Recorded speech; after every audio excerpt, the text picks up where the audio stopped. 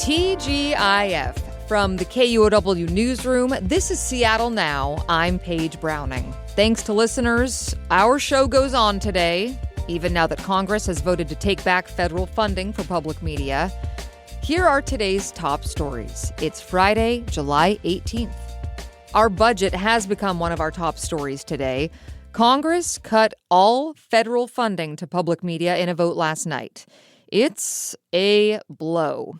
But there's a glimmer of good news today. Today, KUOW held a Break Glass fundraising drive to make up the $1.4 million we would have gotten from the federal government. And we're humbled to share we've reached our goal and met the match to replace our federal funding across the next 12 months. Thank you to everyone who supported KUOW in the last couple of days. This surge of support will keep us strong as we plan for the future. The Corporation for Public Broadcasting was KUOW's largest sustaining donor and will need to permanently replace our lost funding year after year. So stand with us by becoming a monthly member at KUOW.org.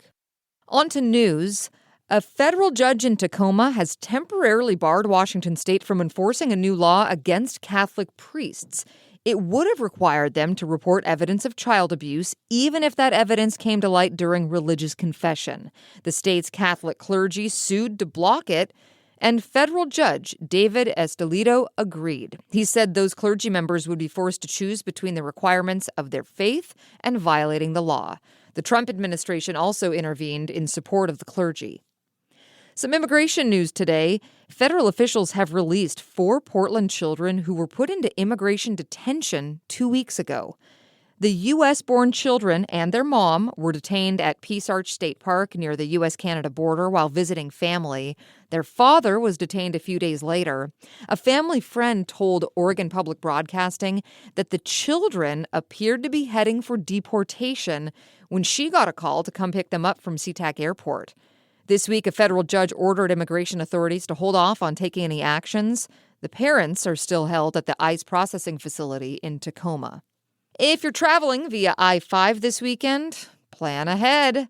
That's the advice the state's transportation department is giving travelers as repair crews kick off a month-long repair project to revive the I-5 Ship Canal Bridge.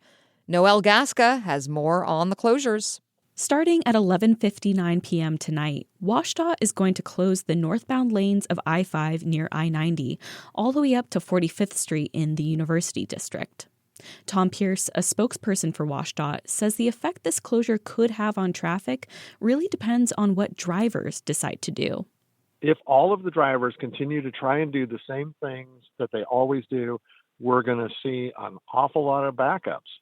We're going to see big backups because all those people have to go somewhere. All of those diverted cars would end up clogging city streets and into express lanes, Pierce says. The best way to avoid a traffic nightmare is for travelers to take light rail, carpool, and avoid traveling at peak hours. Noelle Gasca, KUOW News.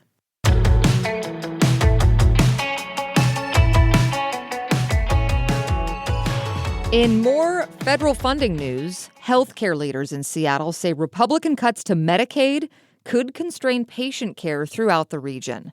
Dr. Timothy Dellett is CEO of UW Medicine. In a virtual press conference with Democratic Senator Patty Murray today, Dellett said he's most worried about impacts in central and eastern Washington.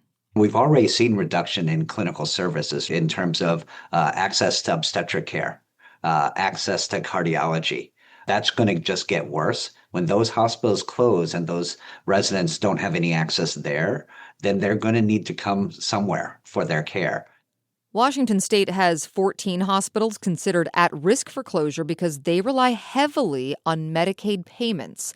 Dellett says if that happens, remaining public hospitals would have to provide more uncompensated care. Republican Congressman Dan Newhouse represents Central Washington. He said in a statement the new law represents common sense reforms that, quote, protect Medicaid for those who truly need it most.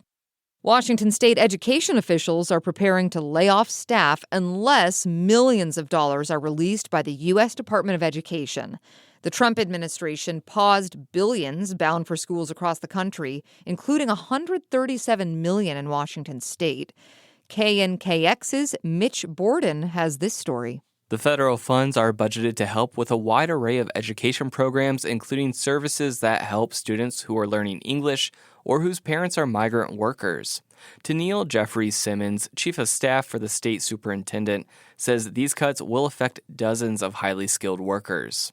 They're experts in English learners gaining mastery over the English language, or they're experts in supporting school districts know how to build and carry out after-school programming. Washington State Attorney General Nick Brown has joined other state AGs in suing the Trump administration to release the federal education funding. I'm Mitch Borden, reporting.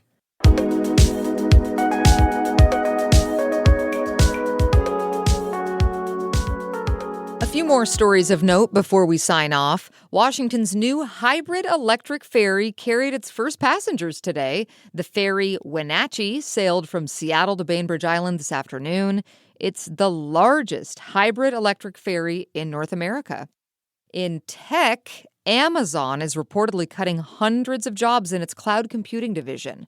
Reuters reports multiple teams are being impacted as the tech giant seeks to save money and plow more funds into artificial intelligence. GeekWire reports an Amazon spokesperson says the cuts were not driven by artificial intelligence, but rather a need to streamline. Watch the mail if you're a voter. Ballots are arriving in hand in King County for the August 5th primary election.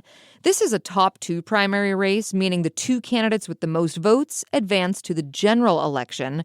Races include King County Executive and County Council, Seattle Mayor, City Attorney and City Council, and races from all throughout King County. No shortage of things to do in a midsummer weekend in Seattle. A few of note, it's the Seattle Art Fair, a place to see and buy art all weekend at the Lumen Field Events Center.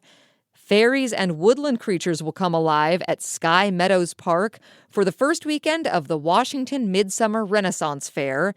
On TV, you can see a couple Seattle Storm players in the WNBA All-Star Game on Saturday.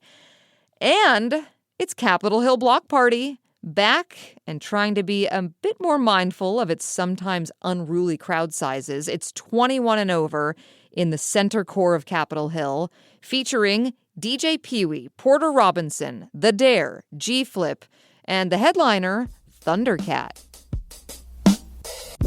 Next week on Seattle Now, primary ballots are hitting mailboxes, and we're looking at some of the names and races you can expect to see. I do not have any predictions, but I do feel like there is like a moderate versus progressive fight happening right now. Hear that Monday morning. That's all for today from the KUOW Newsroom in Seattle. Our producer is Vaughn Jones, and I'm Paige Browning. Seattle Now and KUOW are members of the NPR network. See ya.